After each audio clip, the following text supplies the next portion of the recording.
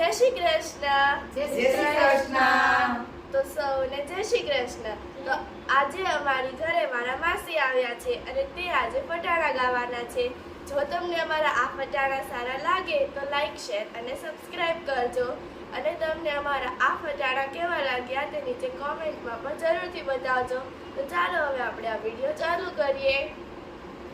સોના ચાંદી કેળના કંદારા વરરાજા, સોના ચાંદી કેળના કંદોરા વરરાજા, સોના ચાંદી કેળના કંદોરા વરરાજા, સોના ચાંદી કેળના કંદોરા વરરાજા, મારા બેનને પ્લેનમાં ફરવા જોશે વરરાજા, મારા બેનને ટ્રેનમાં ફરવા જોશે વરરાજા,